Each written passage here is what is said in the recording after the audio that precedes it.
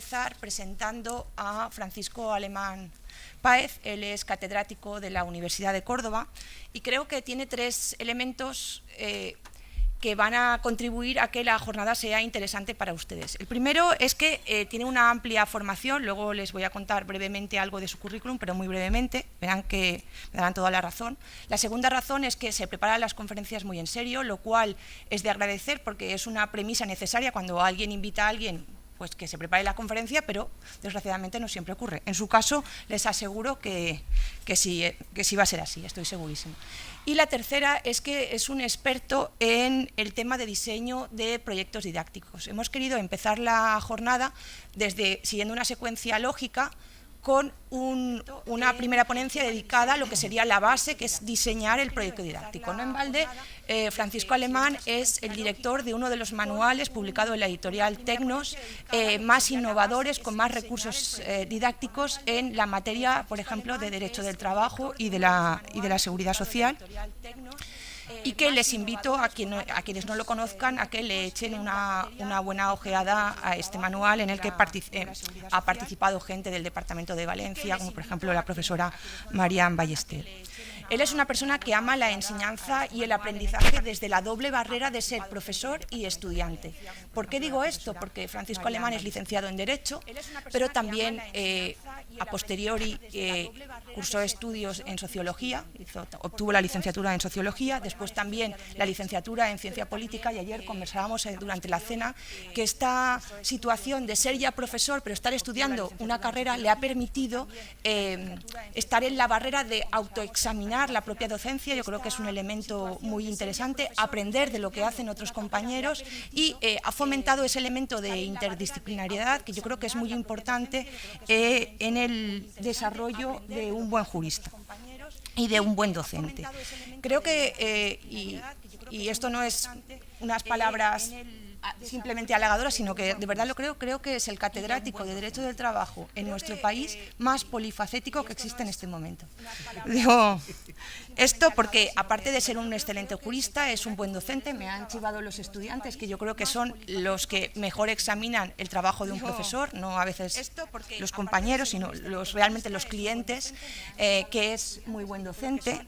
Y además es una persona que digo que es polifacética porque cultiva las artes, es un gran poeta, le gusta la literatura, además de esas artes literarias también ha tocado temas musicales y encima hace deporte. Me tiene absolutamente abrumada, si no estuviera casada le propondría matrimonio, pero me parece que él y yo ya estamos pillados, pero bueno. Bueno, este perfil, pues dejando de lado las bromas, este perfil de casi hombre del Renacimiento, un perfil humanista de un hombre completo, ¿no?, que toca todos los palos, se va a notar un poco les invito a que lean la ponencia cuando la pongamos a disposición de todos, porque él va a hacer, y es uno de los elementos yo creo que le caracterizan, un juego de palabras y metáforas. Él concibe escribir en Derecho como un ejercicio un poco literario, en el sentido de que inventa palabras, sus artículos y sus libros están llamados a una lectura más reposada.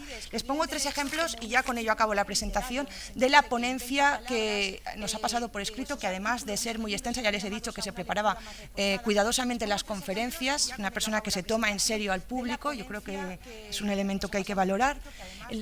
Aparecen ya en las primeras páginas de esta ponencia palabras como, en este juego de metáforas literarias o juego de palabras, como la antipolítica de recortes en materia educativa, una palabra como evagación institucional, que yo creo que él ha inventado, que está a medio camino entre evasión y divagación, y la aplica a determinados cargos académicos e institucionales en la institución académica, como una especie de maniobra que ellos realizan.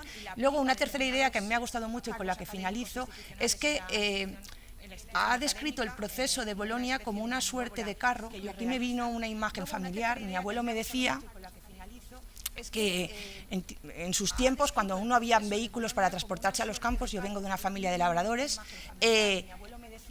se subían al carro, al macho que decían aquí, ¿no? Y entonces a veces lo hacían, muchas veces de madrugada, y el macho, ellos iban medio durmiendo y el macho les conducía hasta el campo, que estaba alejado como 20 o 25 kilómetros, lo cual les permitía. Pues bien, Francisco Alemán describe el proceso de Bolonia como una suerte de carro al que nos hemos montado y donde la institución ha pensado que una vez montados, la dependencia de la senda y las inercias heredadas van a hacer que ese carro pues nos conduzca bien, pero no sé si exactamente se puede aplicar lo mismo a materia de labranza y a una materia de enseñanza universitaria. Bueno, sin más, espero que disfruten de la conferencia. Sí, se me escucha bien, ¿no? Para mí es una gran satisfacción estar esta mañana primero, gracias a ti, Amparo, por las palabras de presentación. Bueno, sí, la verdad que lo del hecho de cultivar otras cosas alrededor del derecho, yo creo que es una manera de ahorrar consultas al psicoterapeuta, ¿no? Todos los que estamos en el ámbito jurídico, yo creo que apretamos más de la cuenta la ortodoxia, que estamos súper inundados de ortodoxia y a veces, pues, el animalito que todos tenemos dentro me da un toque de atención de vez en cuando, como diciendo, me estás descuidando, ¿no? Y entonces quiere que haga algo totalmente heterodoxo. Y heterodoxo entiendo, pues, irme al lado contrario, jugar con las metáforas, alterar el orden de sujeto, verbo, complemento, y eso no lo permite la poesía, ¿no? Entonces, pues, de cuando en cuando ese animalito dentro me llama y vuelvo, ¿no? Y efectivamente también es cierto que al haber tenido la curiosidad de haber estudiado después de haber terminado la carrera, pues claro, eso te da primero una lección de humildad y al mismo tiempo, porque lo hice a través de la UNED, pues vas viendo modelos didácticos o formas de evaluación de otros compañeros que además estando en la UNED pues son punteros en estos temas. Entonces yo iba también formando mi propio puzzle y después aplicando las cosas ahí. También les diré que en el ámbito sociológico, los sociólogos, para ellos el sumum es intentar lanzar una metáfora que si puede ser inventada mejor, ¿no? Para que resuma pues lo que va a ser una tendencia o un paradigma que acaban de descubrir, ¿no? Para ellos es frecuentísimo, ¿no? El tener que estar o bien trayendo del juicio, de la elaboración social, del discurso social algo, y por tanto eso es muy frecuente, ¿no? En lo nuestro hay más resistencia. Cuesta quizás incorporar esos nuevos constructos, pero bueno, cada uno tiene su metodología y yo creo que cabemos todos en este caso. Decía que estaba muy contento de estar aquí en Valencia y además de estar con ustedes en un tema que creo que nos atañe a todos sobre temas de innovación docente. Y aparte de eso, me va a permitir reflexionar en voz alta, ¿no? Y como ha dicho Amparo en su presentación, voy a ser bastante crítico. Crítico porque ya en sí creo que el profesor universitario debe serlo, pero en este caso mucho más con la manera como está discurriendo el proceso Bolonia, ¿no? ¿Por qué? Porque el síndrome de la aceleración de la sociedad líquida que hablaba Bauman está afectando a todo y efectivamente lo nuestro se ha producido, pues hemos perdido en general, pero creo que es una afirmación que podíamos tener todos, algo fundamental para el profesor universitario, el sosiego. Entonces, si el profesor universitario nos imbuyen, nos hacen una modificación hipersustancial de las condiciones de trabajo, sin ningún tipo de procedimiento ni nada por el estilo, sino usted ahora mismo, a los roles que ya tenía, va a tener que hacer este y este. Va a tener que estar además haciendo, va a densificar, digamos, su rol docente e investigador, y por tanto esa multivalencia, que es curiosamente el constructo que nos rubricaba en un proyecto BERT que después no vio la luz, en un proyecto sobre cómo iba a ser nuestro estatuto docente, y hablaba precisamente el profesor universitario como perfiles multivalentes, es decir, perfiles aditivos, ¿no? Y creo que esa hipertrofia del rol profesoral, haber perdido ese sosiego que es fundamental para la investigación, como en buen vino necesitamos tiempo y sosiego para ello, se ha hecho además con unos chantajes institucionales por el tema de que nosotros podemos con todo, gracias a nuestro ethos académico y gracias a la flexibilidad horaria que tenemos. Claro, pero esto se hace a coste cero, pero siempre a coste personal. Y por tanto, cuando eso es así, algo se descuida. O sea, no creo yo, por lo menos yo no puedo hacerlo todo, ser un excelente investigador, un excelente profesor, una excelente persona que lleva a cargo, un excelente... algo tiene que fallar en alguno de estos. Yo por lo menos lo vi así. De hecho, un tiempo estuve ayudando a mis compañeros como vicedecano de algo y inmediatamente a los 2 años dije, me voy. Yo he venido aquí para ser un profesor universitario, no para ser un burócrata con 2 R. No voy a y por tanto en esa historia pues necesariamente irme al respecto. Además creo que en el tema del proceso Bolonia hay mucha evagación, efectivamente, como ha dicho Amparo.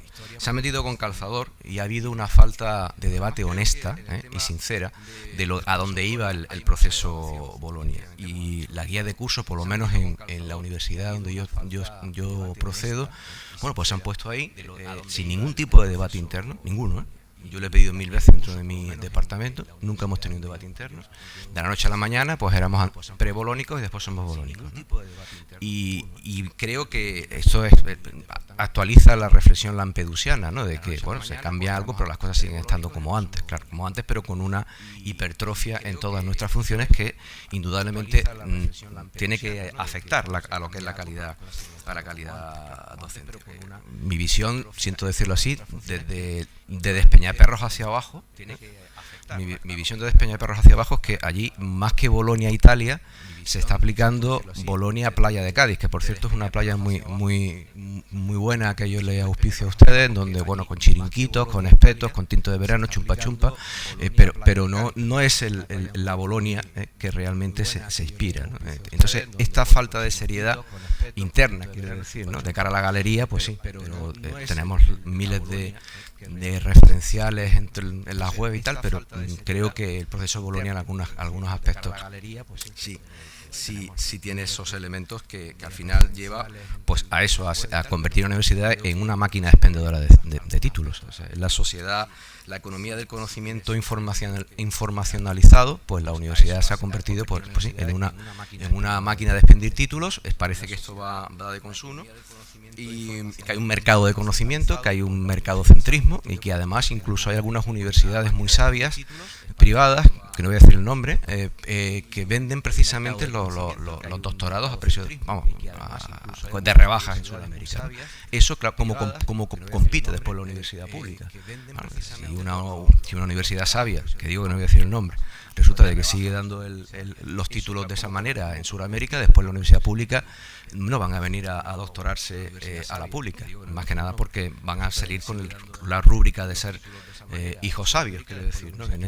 Por la universidad donde se han licenciado estas personas. Y eso crea, además ustedes lo ven, eran muy pocas universidades privadas y de pronto hay una hipertrofia de universidades privadas y la guerra incluso de todos contra todos. Y eso crea. Por eso ya termino con estas primeras reflexiones, porque creo que influyen mucho, incluso infraestructuralmente, diría yo, en lo que es el proceso Bolonia en sí, ¿no? Creo que hay bastantes entinemas, ¿no? Un entinema es cuando el silogismo falla en algún extremo. En el ámbito del derecho del trabajo estamos hartos de ver miles de entinemas, ¿no? Se tiene que hacer esto porque si haciendo esto conseguimos esto. Bueno, pues se hace esto, desregulamos, flexibilizamos, pero no conseguimos lo que el legislador quiere, ¿no? Lo mismo que la flexibilidad, seguridad. Bueno, sí, flexibilizamos mucho, pero seguridad poco. Por tanto, estos entinemas que están en todas partes, en el discurso incluso político-normativo, pues también están en el proceso Bolonia. Y el entinema es que primero hay una mistificación del proceso. No se puede hacer calidad docente de lo cuantitativo, o sea, de lo cuantitativo, de incrementar clase y del ritmo frenético en el que se ha convertido la burocracia bolónica. No se puede hacer aspectos cualitativos y se hacen pues a costo personal, como decía anteriormente. Segundo, que la propia universidad se convierte en una jaula de hierro, como decía Weber, ¿no? Es la misma máquina que vigila el proceso, se burocratiza todavía más, y por tanto mete a todos los que estamos dentro de ese proceso en un sinfín de controles que bueno, ya de un momento donde dice, no quiero hacer ningún proyecto ni quiero hacer nada porque me va a crear más que valor de cabeza, ¿no? Y eso, repito, que al final nos lleva a esa hibridación del rol profesoral que aludía hace un instante. Esto se me había olvidado que había hecho una presentación. Bueno. Las cosas. Yo lo que voy a intentar ser didáctico. Ya tienen ustedes el texto, ya se lo he dado por adelantado. Y lo que quería hacer primero, estas pequeñas reflexiones críticas y aparte también algunos paradigmas que también están latiendo en el ámbito psicopedagógico, que eso es otra, ¿no? Porque el proceso Bolonia se ha implementado con una importación de teorías y de paradigmas psicopedagógicos que pueden tener sin duda alguna pues una trayectoria consolidada en el ámbito de la psicopedagogía, pero que después cuando tú incluso das ese salto y empiezas a leer, te vas a la facultad de psicopedagogía, en este caso, más antiguo magisterio, y empiezas a mirar todos los libros que hay sobre innovación docente y te das cuenta de que, bueno, que en muchas ocasiones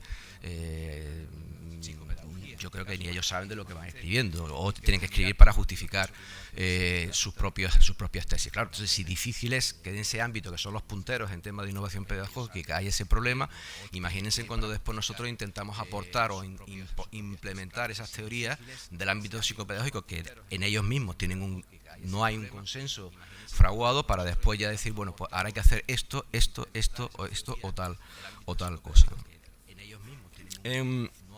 Desde mi punto de vista, entrando un poco en esos, yo creo que el diseño del modelo didáctico es la clave de todas las estrategias que puedan llevar al respecto. Yo he traído aquí dentro, efectivamente, como decía Amparo,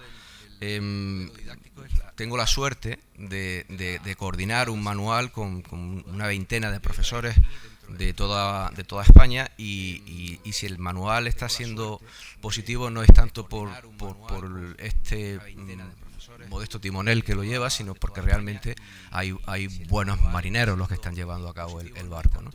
Y cada 3 o 4 años pues vamos a incrementando las piezas de este posible manual.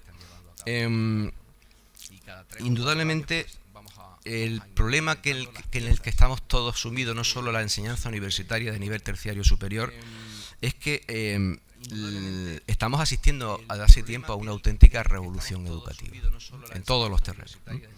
La Learning Society, o lo que es la sociedad del aprendizaje, en lo nuestro incluso la sociedad del emprendizaje, que es nuevamente otro de los paradigmas que ahora, bueno, antes eran los yacimientos de empleo, ahora el emprendizaje. Siempre saben ustedes que el legislador saca algo de la chistera para decir, hay que ir por aquí.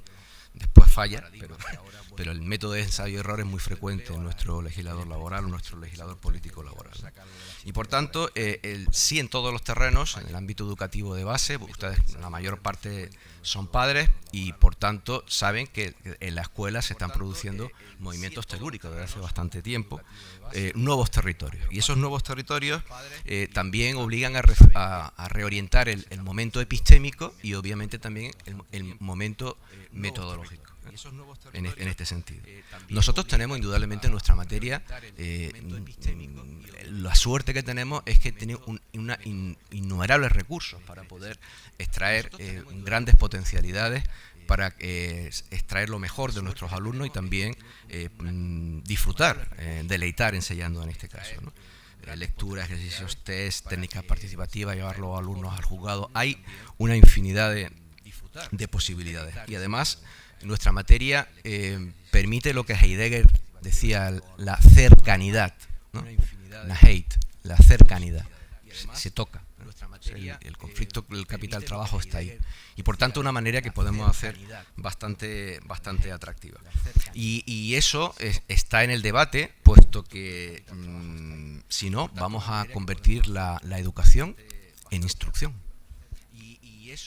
Corremos el riesgo de convertir lo que es la educación en mero instrucción, en convertir la universidad en un rito de paso medianamente credencialista. Y por tanto yo entiendo que la calidad docente, dentro de todos esos problemas de base que ya acabo de decir hace un instante, pues será mayor, en principio, si optimiza la combinación de herramientas didácticas por una parte, y por otra parte, si logra extraer la mayor motivación discente, si es posible, o sea, la mayor motivación por parte del alumno.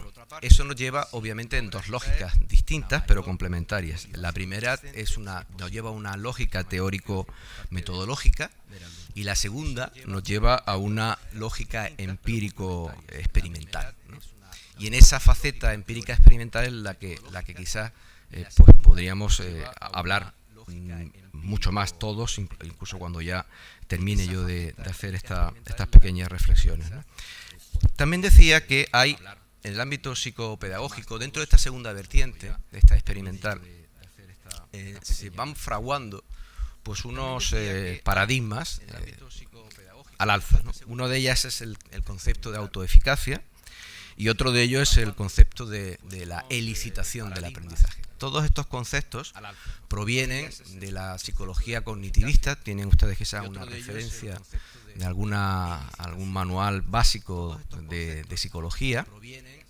Le diré a ustedes también como reflexión que no es que el profesor alemán tenga esa inquietud, sino que es que además mi pareja es psicóloga. Entonces se doctoró en mí, evidentemente, me tuvo como objeto de investigación, y evidentemente también veo con mucha frecuencia su biblioteca, y que uno que es curioso empieza pues también a ver, y te das cuenta que estos conceptos están bastante utilizados. Es más, el hecho de que nosotros utilicemos dentro de lo que es el proceso Bolonia, pues ya poner unos objetivos, una metodología, unas preguntas de revisión, etcétera, etcétera, esto lo llevan haciendo los psicólogos desde hace ya 15, 20 años. O sea, que en cualquier manual de estar quiero decir, el proceso Bolonia ya estaba implementado en algunas disciplinas en nuestro país. Lo que pasa es que en el ámbito del derecho, evidentemente, pues tiene que hacer su propio proceso de amoldamiento y también de filtrar. No todo lo que es bueno para una disciplina dada pues tiene que ser bueno también para el ámbito del derecho. También tenemos una metodología y tenemos una base jurídico-normativa que hay que empezar a podar, ¿no? en este caso, ¿no? Creo que el concepto de autoeficacia lo que hace es un modelo de funcionamiento, y recaba la validez de ciertos presupuestos metodológicos analizando los resultados de una acción didáctica. Y este proceso de autoeficacia no solo es un concepto que se pueda extrapolar al profesor, sino que es un concepto que puede ser utilizado por el propio alumno para ver su propia motivación al ver que su aprendizaje se va consolidando de una u otra manera, ¿no? Y el concepto de elicitación, que también es un constructo psicológico, sería un plus, añadido al anterior, ¿no? Y consistiría en ubicar al alumno en una situación experimental de manera provocada. Y esta ubicación del alumno en una manera provocada de esa situación experimental vuelve otra vez a generar sinergia dentro de todo el proceso. En definitiva, se trataría, desde mi punto de vista, de desarrollar dentro del alumno una inteligencia resuelta. Y esa inteligencia resuelta es fundamental en el ámbito en el que nos movemos, porque el ámbito del derecho del trabajo, ya lo saben ustedes, es un ámbito multirregulador. Hay una infinidad de fuentes que interaccionan entre sí, que crean muchísimos conflictos entre ellas mismas en distintos niveles, a nivel comunitario, a nivel nacional, a nivel de comunidad autónoma, de todo tipo. Y por tanto, el alumno, que además el que viene a la universidad, por lo menos es mi sensación, viene con algunos fallos. Parece que algunos tornillos no están bien apretados del todo cuando vienen a la universidad. Entonces, esa inteligencia resuelta, pues bueno, tienen una inteligencia, porque saben ustedes, la inteligencia no es una sola inteligencia, hay 15 o 20 tipos de inteligencia, ¿no? Y lo memorístico es una faceta, pero ¿tenemos alumnos resueltos? Ustedes, pongámonos nosotros en este momento que fuésemos profesores y fuésemos alumnos, ¿seríamos capaces de enfrentarnos al derecho del trabajo tal cual, en una asignatura cuatrimestral tal cual, diciendo esto está ahí, la disciplina está ahí y la normativa está ahí, pues tú tienes los elementos para construir la habitación. Mucho me temo que no es así. Mucho me temo que el efecto IKEA no funciona. El efecto IKEA no tiene esa... el alumno se ahoga dentro del efecto IKEA, por mucho que le den las instrucciones. Por tanto, hay que hacer algún elemento. Hay que hacer, pues, desde mi punto de vista, Bolonia consiste en eso. Si esta es la base cognoscitiva y aquí es donde tenemos que llegarlo, pues ubicar este escalón. Este escalón intermedio es el que creo que tenemos que empezar a ver.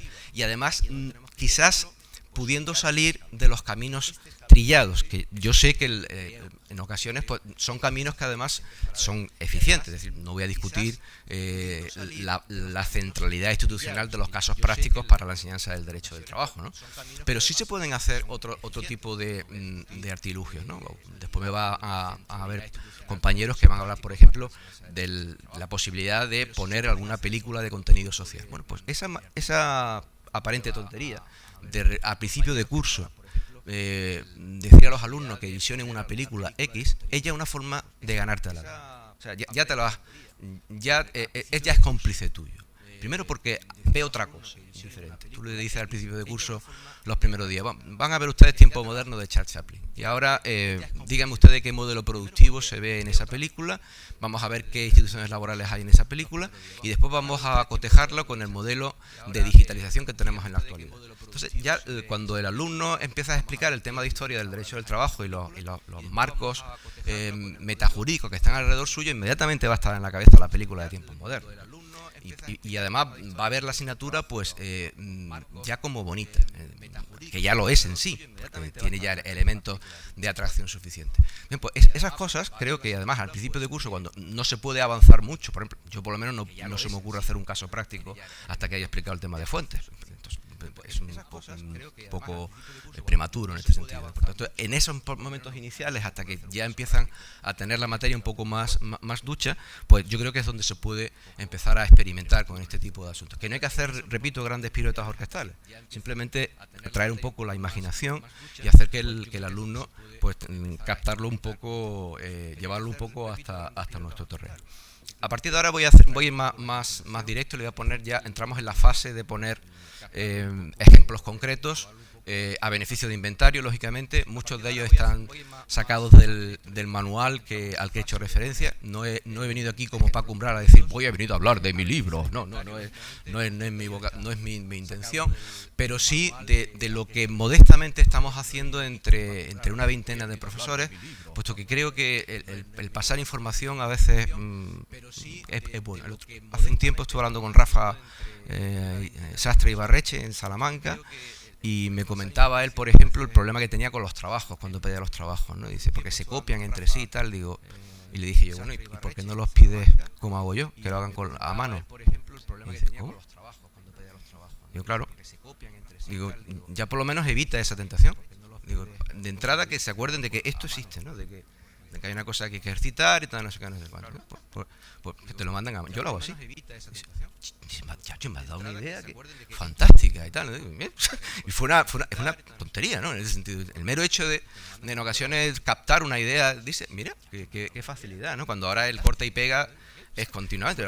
Los trabajos, bueno, con el rincón del vago, vamos, increíble, ¿no? Cualquier trabajo que tú puedas hacer al respecto está absolutamente ya. Bueno, y el otro día, en mi facultad de Derecho, ya vimos el otro día, el decano nos dio la información, ¿no? Dice, de que era así, se hacen trabajos de fin de grado y ponía el precio por página. Por página. O sea, allá alumnos, que eso sí que tienen una inteligencia súper resuelta, resueltísima en este sentido, dice, vamos a hacer trabajos de el TFG, y yo me encargo de hacerlo, con lo cual estamos, evidentemente, la universidad sí está creando un nuevo yacimiento de empleo, está claro, ¿no? En este caso, alternativos a todo ello, ¿no? Bien. El primer presupuesto metodológico, obviamente, es, bueno, en mi caso concreto, y creo, para qué decirlo, y también precisamente aquí, en la escuela por antonomasia, la escuela valenciana, sin ir más lejos, ¿no? Hay escuelas con mayúsculas, hay escuelas con minúsculas, hay después proyectos transversales y después están los chiringuitos, ¿no? Bien, pues aquí no, aquí estamos en una pedazo de escuela de la cual hemos aprendido todo. Yo cuando empecé al principio, pues, ¿qué manual hay que empezar para saber? Bueno, Montoya, Sala Franco, el Sala Franco. Y todos hemos aprendido del Sala Franco y de todo lo que es el bagaje de maestros con mayúsculas que han salido y siguen saliendo de esta buenísima escuela. Por tanto, aquí obviamente es una obviedad, tener un manual como referencia. De donde yo provengo, obviamente, por desgracia, digo desde Peñaperro hacia abajo, no estoy diciendo de mi universidad, ni mucho menos, ¿no? Pero desde Peñaperro hacia abajo prima mucho el método dictapuntístico, ¿no? Ese método dictapuntístico que además incluso lees tus propios apuntes en este caso. Creo que eso sí que está, desde mi punto de vista, no es un proceso bolónico en este aspecto, ¿no? Por lo tanto, tener un manual como referencia, si no es imposible, una asignatura cuatrimestral que vas a hacer en este caso, ¿no? En segundo lugar, aparte de tener ese elemento referencial, los anclajes referenciales, nosotros, el segundo quesito, digámoslo así, del mapa, pues sería el conocimiento de la materia social a través de la lectura de textos en este caso. La lectura de textos, además, pueden ser textos jurídicos, pueden ser textos de autores, o pueden ser textos incluso de la manualística más autorizada. Y esta es otra herramienta más que se puede utilizar al comienzo de curso, repito, en esa fase en donde no hay todavía, pues los basamentos de la disciplina están todavía por asentar en este caso. Les voy a poner algún ejemplo, ¿no? Aquí sería pues poner la lectura de la ley Benot, la primera ley laboral existente, pero la clave está no es que darles lo que es el lenguaje de las primeras leyes laborales, que aquí se quedan realmente leyendo realmente cuando uno empieza a examinar el contenido de ese texto y ver las curiosidades, incluso la técnica legislativa utilizada en aquella época. Lo importante está más que nada en el marcar esos ejercicios de autoevaluación y de licitación del aprendizaje. Es decir, poner una serie de cuestiones, o sea, poner siempre un texto, pero inmediatamente trenzar con ese texto una serie de actividades que sean también fáciles en este caso, y que ubiquen al alumno a trabajar sobre el contenido de esa materia. Una segunda posibilidad pues sería, como no, Don Carlos, ¿no? Pues ponerle a Don Carlos mejor que el nadie para que puedan ver el conflicto, el capital-trabajo y toda la terminología de la doctrina marxista, no solo de Carlos Marx, que indudablemente tiene su encaje también dentro del ámbito de nuestra disciplina, ¿no? Valor de uso, valor de cambio, plusvalía, todos estos conceptos, aunque no se quiere reconocer muy abiertamente, pero tienen ese papá, ¿no? Por tanto, leer dice a Carlos Marx, también leer a cualquier otro de los liberistas actuales en la actualidad. O sea, tampoco siempre hay un contrapunto para que no se nos vea tampoco mucho el plumero, por lo menos en mi caso, ¿no? Entonces después se ponen también obviamente unas cuestiones para analizar esos objetos de comentario, ver el autor. Hay chicos que incluso no saben quién es Carlos Marx, lo cual ya es grave a la hora sí, era uno, Groucho Marx, no, es otra persona al respecto, ¿no? Y otra posibilidad. Y la tercera, como no, en el próximo, dentro del manual, incorporamos esta vez, incluso en un homenaje a Albiol, pues un texto suyo que todos conocemos sobre el entorno a la polémica ajenidad-dependencia. Entonces, la lectura de ese texto después nos va a permitir que el alumno extraer una parte de ese texto, pues aparte de enseñarle al alumno quiénes son los padres fundadores de la manualística, de la disciplina nuestra en realidad, pues también vamos a poderlo ubicar a la hora de recordar o ubicarlo ante lo que es el conocimiento del tipo general estatutario del artículo 1, ¿no? Y por supuesto también ponerle una serie de cuestiones que después crean un camino de realización, crean un camino iterativo, un camino iterativo e interactivo. Esa es la clave, quizás. Iterativo e interactivo, ¿no?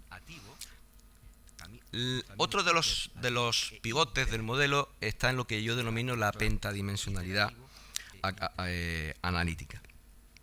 Y aquí esa pentadimensionalidad analítica la trenzo con 5 recursos didácticos. 2 de ellos son ex ante y 2 de ellos son ex post. Ex ante, como ustedes ya saben, se trataría de ubicar al alumno una serie de objetivos, que esto sí es muy conocido entre nosotros, que es lo que pretendemos con esa unidad didáctica, ¿no? Y aparte de eso, como modalidad del manual, también añadimos nosotros un glosario. Un glosario que, bueno, que muchos de los alumnos pueden ser que no lo quieran leer, pero el mero hecho de establecer, de seleccionar una gama conceptual de términos que se van a encontrar con esa unidad didáctica, repito, dando por hecho de que se le facilita el manual por adelantado al alumno, pues ya es una manera de que cognitivamente empiece a familiarizarse con ese bagaje conceptual, que incluso cada unidad didáctica tiene su propio bagaje conceptual. Y después estamos a las cuestiones post-hoc, en cuanto a la elicitación del aprendizaje. Es decir, terminar la unidad didáctica e inmediatamente le ponemos unas preguntas de revisión. Unas preguntas de revisión que también puedan reforzar unas facultades o unos recursos, habilidades cognitivas y aptitudinales. ¿Qué es lo que hacemos nosotros con estas preguntas de revisión? En definitiva, centrarle la atención de lo que va a ser el examen. Porque incluso yo particularmente le digo que el examen va a salir tal cual de las preguntas de revisión. Entonces, si nosotros establecemos 15 preguntas de revisión que centran al alumno, la atención del alumno, de cuáles son los aspectos nucleares de lo que hemos analizado, el alumno después ha leído el texto, ve las preguntas, sabe que el examen va a salir esas preguntas. Ojo, que 15 preguntas de revisión multiplicadas por 15 temas son muchas preguntas de revisión. Y aunque diga, bueno, es que el examen ya se lo está dando, bueno, pero es que ya está trabajando la materia al respecto. Y ya no se dispersa dentro de la inteligencia resuelta a la que aludía, ¿no? Y después está también combinar las preguntas de revisión con los ejercicios de autoevaluación, que son los test en este caso. Creo que además los test vienen muy bien para el conocimiento de nuestra materia, combinar las dos preguntas anteriores, porque con las preguntas de revisión son más de cuestiones cognitivas, de conceptos generales, mientras que los test nos permite precisamente jugar con detalles o jugar con aspectos, jugar incluso a la hora de los descartes, ¿no? Y los test además, como tienen una estructura muy afín a lo que es las estructuras jurídicas en este caso, pues creo que también es una forma también de jugar para que el alumno vaya familiarizándose con la materia. Lo que hacemos nosotros en el manual es que en nuestro manual las respuestas a los test, y hacer los test no es fácil, las respuestas a los test las juntamos también en el manual. Es decir, no solo decimos es A o B, C, sino que en el manual, si acierta, hay una explicación de por qué ha acertado. Y si falla, hay un reenvío al artículo para que vea dónde está ese fallo en concreto, ¿no?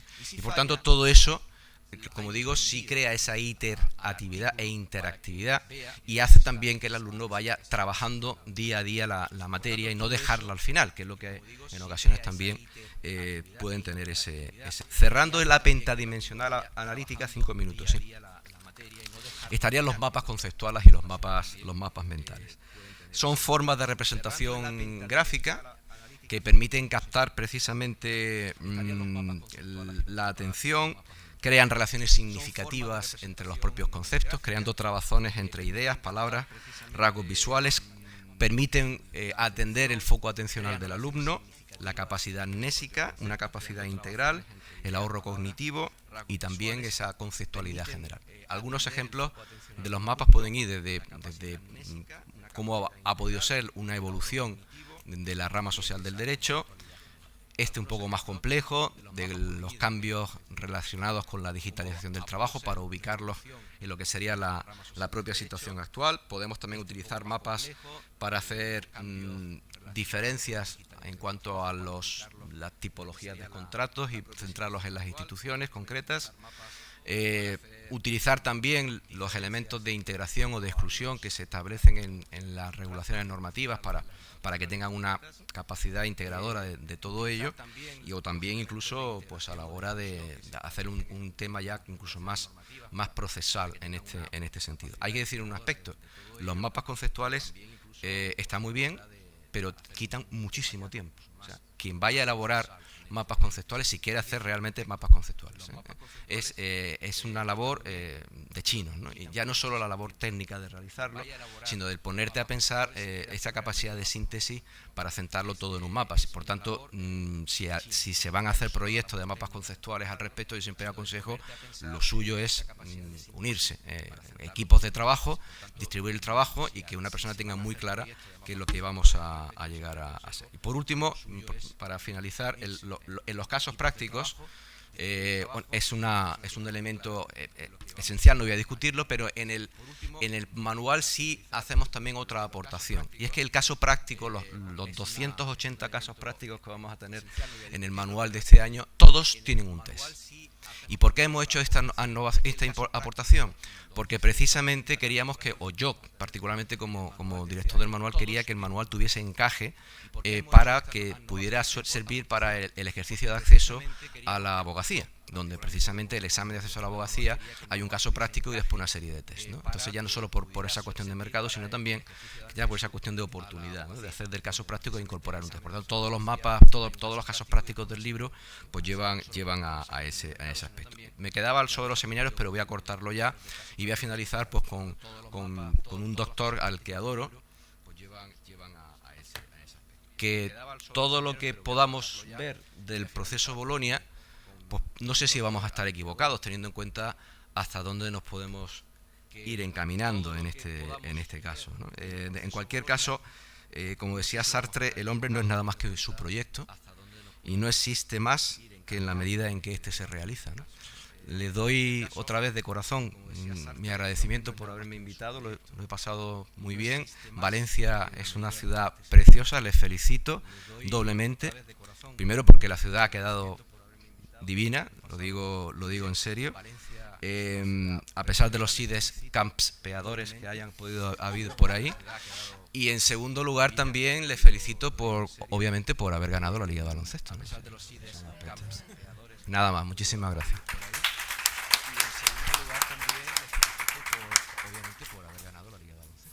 Bien, pues gracias por la magnífica conferencia y muchas ideas de reflexión, y dejo el turno de preguntas. ¿Alguien quiere realizar alguna pregunta? Si no, yo. Mercedes. Por la magnífica conferencia y muchas ideas de reflexión. No, es para que se oiga también. Bueno, pues muy buenos días y muchísimas gracias, porque ha sido fantástica la intervención y muy didáctica para nosotros. Yo, al hilo de la viñeta de Forges, tengo un problema con una de las cosas que tú has planteado y que yo en clase ya no puedo hacer, que es el tema del manual de referencia, que es nuestro magnífico manual, que yo utilizo siempre como manual de referencia, que prohíbo estudiar por apuntes. ¿Se pueden tomar apuntes? Sí, pero no se puede estudiar por apuntes. No soporto vuestros apuntes. Tenéis que estudiar por el manual. No, pues ya llevo como 2 o 3 cursos que no puedo hacerlo porque este mismo cuatrimestre, una alumna venía y me confesaba: Mercedes, no entiendo lo que no lo puedo seguir yo el manual, yo no puedo estudiar por el manual porque no entiendo lo que pone aquí, porque esto yo no lo comprendo. Entonces, claro, me desarman también. Probablemente es que se ha cambiado la asignatura por la de aprender a leer, y no es mi culpa toda, pero claro, yo me tengo que adaptar también a un tipo de alumnado como el actual, que tiene un déficit importante que trae. Y entonces, por eso creo que a lo mejor nuevas técnicas que resulten más visuales, más que nos ayuden a enseñar, que al final es lo que pretendemos, porque el tema de podéis escuchar, o sea, podéis preguntarme todo lo que queráis, pero tenéis que ir a estudiar por el manual, a mí ahora mismo ya no me sirve. Necesito aplicar algo que no sea eso, porque lo estoy viendo. Y yo soy muy empática en eso y me pongo en su lugar y digo, claro, es que es absurdo que yo esté cerrada a esto cuando no tiene la finalidad que yo persigo, que es que ellos, como desde un punto de vista más maduro, sean capaces de, leyendo, sacar sus propias conclusiones, en clase pregunten dudas, tal. No, ahora mismo ya no me sirve, Paco, es así. Quiero saber esto, ¿qué te parece? Sí, bueno, eso, evidentemente, ese problema lo tenemos todos. La generación que viene. Y curiosamente, la filosofía de la ESO no era mala. El problema es que, claro, tú puedes tener una filosofía en cuanto al modelo de ESO, pero el problema es que, como siempre, ¿no? Cómo aplicamos realmente en la práctica ese tema. Por tanto, los déficits los estamos viendo ya también, todos esos déficits, ¿no? Y no solo eso, no es solo esos déficits incluso de conocimiento elemental, que es que tienen problemas en la lectura. La generación Nintendo, en la generación Twitter, que más de 14 palabras ya se le va la atención. Todo eso está llegando ya a la universidad, con lo cual, y más en una asignatura de derecho en general, donde tiene que ver leyes y un bagaje informativo, claro, los alumnos se ahogan. En este sentido se ahogan, ¿no? Pero tenemos que arbitrar alguna estrategia al respecto. Si la referencialidad, y creo que debe seguir siéndolo, es tener un manual, y en este caso, ni más ni menos que el grandísimo y buenos manuales que hacéis aquí, hipostasio la posibilidad de que incorpores lo de las preguntas de revisión. Porque si tú al final a los alumnos le haces un barrido de cuáles son los aspectos realmente nucleares, de lo que a ti te interesa dentro de toda esa vorágine de información, ya por lo menos vas a centrar su atención dentro de todo eso, en esas cuestiones de detalle. Entonces, al menos no se te dispersa. Al menos ya es como un camino es iterativo e interactivo en este caso, ¿no? Que va a ser interactivo para ti, es decir, que tenlo por seguro que después te van a preguntar miles de cosas más. O sea, la hipertrofia, tenla ya por seguro, ¿no? Y te van a preguntar hasta ¿qué es esto de v.gr? Verbigracia, ¿no? Que eso te van a preguntar por añadidura y otras cosas más, ¿no? Me acuerdo que me preguntaron una vez, ¿una directiva comunitaria? Sí, es un alto cargo de la Unión Europea, ¿no? Digo, sí, va. Sí, o sea, eso es todo lo que está llegando, quiero decir. Lógica aplastante, ¿no? Una directiva comunitaria, pues un alto cargo de la Unión Europea. Por lo tanto, quizás eso está ahí. Desafortunadamente, sí, podríamos todos llorar. Todo sería el sentimiento común, ¿no? Pero quizás incorporar lo de las preguntas de revisión podría ser bueno, porque además las preguntas de revisión depende también de donde estés. Yo, por ejemplo, en la primera parte del cuatrimestre doy en Derecho, que tengo 8 créditos, grado de Derecho. Ahí bien, puedo hacer de todo. Segunda parte, problema, doy de Administración de Empresas. Claro, yo soy el malo de la película. ¿Por qué? Porque teóricamente han tenido que ver cosas que no han visto, cuestiones elementales de derecho civil o de general que tampoco han visto, o si lo han visto han pasado muy por encima, y de pronto vas tú con el tocho de la materia, ¿no? Y claro, y tú tienes un manual, o sea, que sacas un manual para esto, manual para mediación de empresas, manual para arquitectos de no sé qué, no sé cuánto, ya te vuelves loco en este caso, ¿no? Entonces, si tú a lo mejor haces un bagaje de preguntas de revisión, por lo mejor 15 o 20 los de derecho por la proporcionalidad de la materia que vas a dar, y en lo otro, obviamente, hay cuestiones de detalle que a lo mejor no tienes por qué explicar a un alumno de administración de empresas, en este caso, ¿no? Entonces tú limitas también las preguntas de revisión, porque además es la lógica, de 8 a 4 créditos. Y hace que también que el alumno de administración de empresas no se te ahogue. Eso sería quizás una posibilidad, ¿no? Se me ocurre. Yo voy a aprovechar, ya que estoy aquí, y nadie pregunta. Entonces, se lo pregunto luego en privado. Una de las patas que has dejado de comentar es la de los seminarios. ¿Cómo lo implementáis en las clases? Porque el manual también tiene una especie de seminarios dedicados a temas específicos, y como no te ha dado tiempo de comentarlo, y yo me he quedado con la curiosidad de cómo funcionan bien, porque parecen mucho más técnicos incluso de lo que comentábamos ya. No tenemos entrar a un seminario a debatir sobre un tema. A ver, hablo de la experiencia que hago particularmente en mis clases, ¿no? Yo, por ejemplo, si tengo un cuatrimestre, ya planifico desde el comienzo un día que me los voy a llevar a ver juicios, ¿no? Entonces los divido, obviamente, por alumnos de 15, porque no me dejan más, sino hipertrofio el juzgado, ¿no? Y también voy planificando un seminario, a lo mejor uno también durante el cuatrimestre. Entonces lo que hago es, esto es voluntario. Entonces digo, ¿qué alumnos quieren preparar este seminario? Este quizás un seminario muy complejo, ¿no? Un trabajo a distancia, lo he traído tal. Pero lo que se hace en los seminarios, por lo menos en el manual que tal como está puesto, es poner primero unos objetivos generales, una bibliografía que en este caso sería más, aunque está en el manual, pero yo la seleccionaría ahí para que el alumno viese los textos más elementales, ¿no? Pero sobre todo la clave está en las directrices para la ordenación del manual.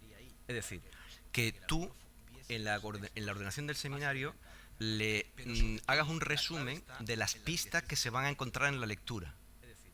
Es decir, tú le pones esos objetivos y en el resumen de lo que se va a encontrar en la lectura, porque la lectura está resumida, ya pones unas pistas de los conceptos y de los paradigmas centrales que hace que después los que preparan el seminario pues sepan que ese íter, ese camino, están realmente andando por él, ¿no? Y al darle esas pistas y encontrarlas después en esas lecturas, pues entonces hacen que ellos mismos vean que realmente están incardinándolos bien en este sentido. Y después lo que hacen es ponerlos en clase, los alumnos además se encargan de hacer un resumen, y el resumen se puede distribuir al conjunto de alumnos, y todo eso pues se tiene en cuenta como ya que se tiene que hacer una puntuación al margen de actividades fuera del aula, dentro del aula, etcétera, etcétera, todo eso pues metido dentro de ese puntaje adicional, ¿no? Yo, aunque en mi universidad me obligan, porque lo pone la guía de curso, a tener que dar puntos obligatorios por estar en clase. Yo de entrada digo, no. O sea, yo lo que hago es otra cosa. Entonces yo digo, yo por estar en clase, bueno, pues ya está, lo incumplo, que me abran expediente, pero yo no voy a entrar en ese juego, ¿no? Pero sí pongo ese puntaje por esas actividades, ¿no? Y entonces el alumno que sí va a clase, que tiene interés, a ese sí lo estás privilegiando. El alumno que es infiel, pues es infiel. Tiene que arder en los infiernos, obviamente. El alumno que sí va a clase, que tiene interés, a ese sí lo estás privilegiando. El alumno que es infiel, pues es infiel. Tiene que arder en los infiernos, obviamente.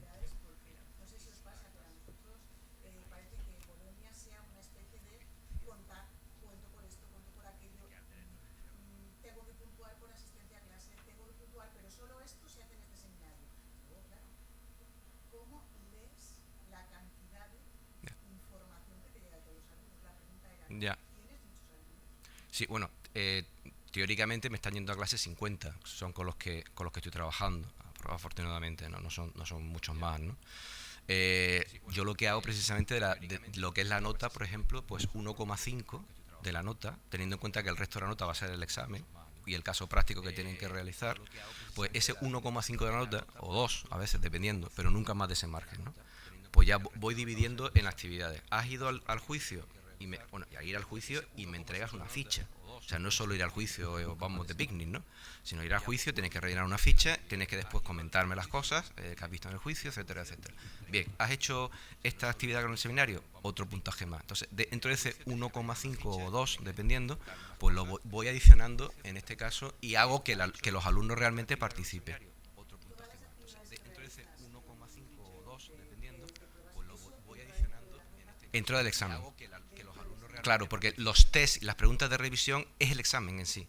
Es decir, los alumnos se van a encontrar pues con 100 y pico de preguntas de revisión, que va a ser el examen va a salir de ahí, y se van a encontrar también con unas 150 test, que van también a salir de ahí.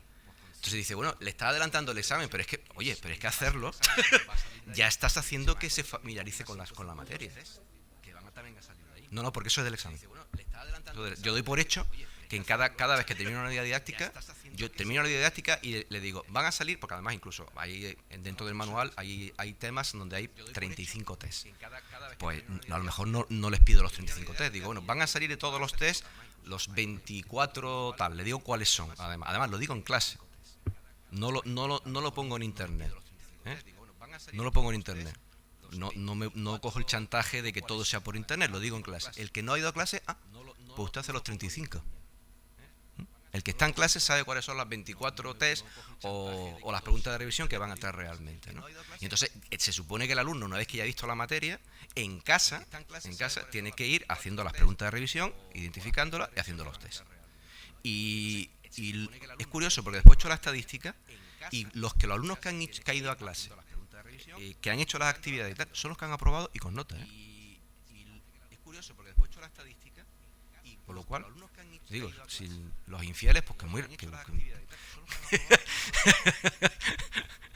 Ese es el asunto.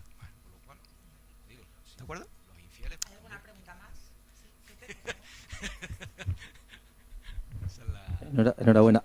A mí me preocupa una barbaridad el trámite post. Es decir, ya hemos terminado el grado y ahora vamos a hacer el máster. Enhorabuena. A mí me preocupa. Hacemos el máster y ese mismo máster, el otro día yo en clase de post me preguntaban, bueno, hago el máster para luego incorporarme al turno de oficio. Y yo les decía, pues, bien, o me da igual, apruebo el máster, ya me he colegiado y ya empiezo a defender a su. Y yo les hacía la siguiente argumentación. Vosotros pondríais en manos de un médico que acaba de terminar la carrera y ha hecho un examen teórico, una operación a corazón abierto. Claro, se sorprendían diciendo, no. Vosotros pensáis que un alumno que ha terminado el grado, ha hecho el máster, los exámenes del examen de acceso a la abogacía, que no voy a entrar. Y con eso ya podemos empezar a ejercer, ojo, con lo que supone poner en manos de un profesional todo el riesgo del derecho del trabajo, derecho penal, derecho civil, lo que sea. Yo lo que les reflexionaba es que a lo mejor el modelo de medicina, es decir, una especie de mentoring, una especie de durante 2-3 años estar de la mano de un profesional organizado sea lo ideal, porque luego vas al juzgado y ves auténticas barbaridades. Pero por eso, porque han terminado el grado, han hecho el examen de acceso, el máster de la abogacía no llega a ser ni muchísimo menos la mitad de lo que antiguamente era la Escuela de Práctica Jurídica, sigue siendo una especie de prolongación de lo que era antes. Entonces, a mí me preocupa muchísimo más, no ya el terminar el grado, me preocupa qué pasa después de ese prolongación. Es ahí donde verdaderamente a mí sí que me preocupa una barbaridad. En cuanto al ejercicio del derecho, el que está defendiendo, que llega a la judicatura o el que es inspector de trabajo, porque claro, ¿cómo llega esa persona a enfrentarse ya con el mundo laboral? Sí, a mí me preocupa igual, o sea, la preocupación es la misma, ¿no? Combina con lo que hablaba en un comienzo de lo del el carácter mercadocéntrico que se está convirtiendo Bolonia, ¿no? Y lo de la máquina de hacer títulos, ¿no? En este supuesto, ¿no? Y esa inercia, es más, yo no sé si vamos a ver dentro de poco lo mismo que una burbuja inmobiliaria, una burbuja formativa, quiero decir, ¿no? En este caso, ¿no? ¿Quién sabe? El problema está en que el problema va a ser a mayor porque yo lo veo venir a 2 días vista. Los grados se van a poner en 3 años. Yo lo hipostasio. Los catalanes tienen ya toda la estructura para que sean ya... Bueno, y los frenaron, pero querían poner ya los grados a 3 años, ¿no? Y el problema está pues Europa, esa es la cuestión, ¿no? Con lo cual, volvemos a nuevas reubicaciones que al final nuestros alumnos son los conejillos de India en todo eso, ¿no? Es decir, vamos a entrar en una etapa de masterización, por decirlo de una manera. Porque la clave para las universidades puedan, además, recomponer sus presupuestos va a ser a través de los másteres, precisamente. Esa es y el problema es, los másteres de la pública, vale, pero después están los másteres de lo que hablaba antes, de la competencia desleal entre universidades. Ya tal como están las cosas, ya los alumnos vienen ya puestos de que, bueno, voy a tener un grado, que es un título, que es como una especie de... Te he despertado un poquito dentro de lo que es la universidad, ¿no? Pero ahora vete al máster, ¿no?